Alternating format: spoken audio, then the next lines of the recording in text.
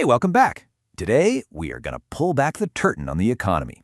We tend to think of it as this, chaotic mess of buying and selling, but it's actually a pretty elegant, structured system. Think of it more like a circulatory system for the country, where money is the lifeblood, constantly flowing between different parts. And if you want to understand the economy, you've got to understand that flow. So, think about it. When you buy a cup of coffee, your money doesn't just vanish into thin air, right? It goes to pay the barista, who then uses it to pay her rent, and then the landlord uses that money to buy groceries, and on it goes. It's this constant circular journey. And today, we're going to map out that exact journey. So here's our game plan. We're going to start with a couple of ground rules. Then we'll build a really simple economy with just 2 players. From there, we'll start adding layers of realism. Things like savings, the government, and finally the rest of the world, until we've got the whole shebang. Okay, before we start building our model, we need to get one fundamental rule straight. It might seem a little basic, but trust me, this one distinction is absolutely key to measuring a country's entire economy without making a huge, common mistake. First things first, we need to know the difference between an intermediate good and a final good. So, an intermediate good is an ingredient, like the flour used to make bread. A final good is the finished product you actually buy at the store, the loaf of bread itself. Now, to measure the economy, we only count the value of those final goods. So why do we do this? Well, it's to avoid something called double counting. It's pretty straightforward. If we counted the value of the flour and the value of the bread, we'd actually be counting the flour twice, right? Once on its own, and again as part of the bread. That would make the economy look way bigger than it actually is. So we only count the final loaf. Simple as that. All right, now that we've got that rule down, let's start building our economy from scratch. We're going to begin with just 2 essential players. On one side, you've got households. That's you, me, all of us.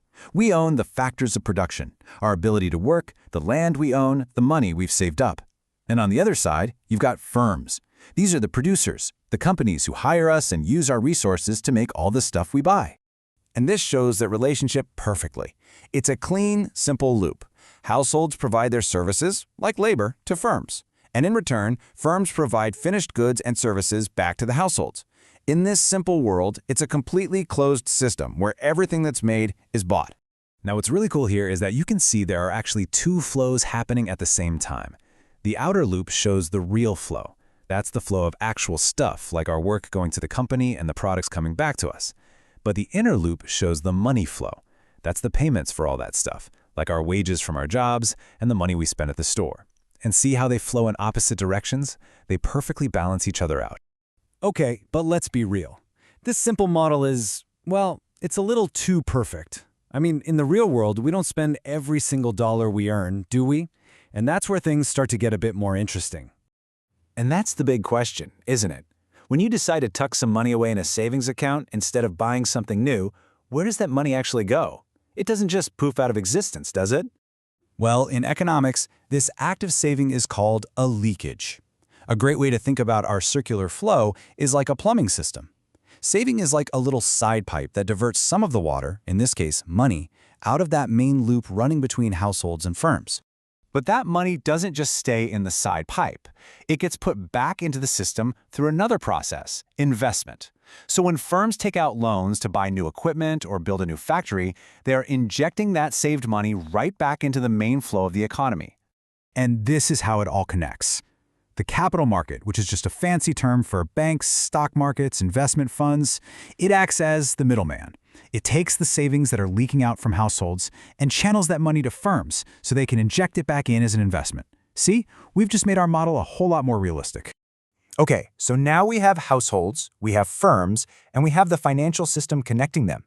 But we're still missing a huge piece of any modern economy.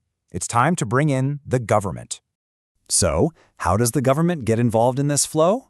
Mainly through taxes. And just like savings, taxes are another form of leakage. They pull money out of the paychecks of households and the revenues of firms, diverting it away from that main loop. So what does the government do with all that tax money? Well, it spends it.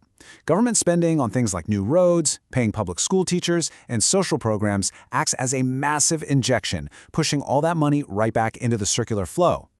And here we can see our new 3-sector model. You can now trace the flow of tax money leaving households and firms and going to the government, and then you can see it flowing right back out as government spending. Our picture of the economy is really starting to come together. All right, we are on to the final piece of the puzzle. So far, we've kind of been treating our economy like it exists on a deserted island. But in the real world, we're constantly buying from and selling to other countries. So let's open up the borders. When we buy something that was made in another country, an import, our money literally leaves our domestic economy to pay for it. This is our third and final type of leakage. Money is flowing out of the country. And on the flip side, when we sell our stuff to people in other countries, our exports, their money flows into our economy. And there you have it, our third and final injection, bringing foreign cash into our circular flow. And there it is, the whole thing, the complete four-sector model. You've got the core loop between households and firms, plus those three side loops, one for savings and investment, one for taxes and government spending, and now one for imports and exports. This is the full circulatory system of a modern economy. So now that we've built this entire thing from the ground up, what's the big takeaway? What's the point of all this? Well, it all comes down to a crucial balancing act.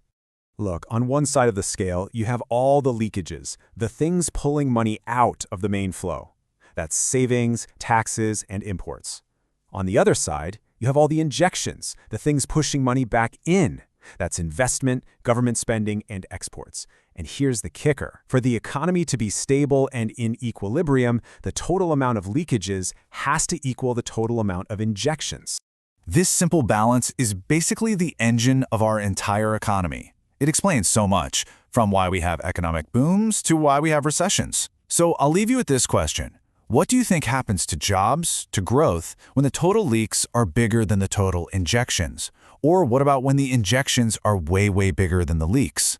That imbalance is what shapes the economic headlines we read every single day. Thanks for joining.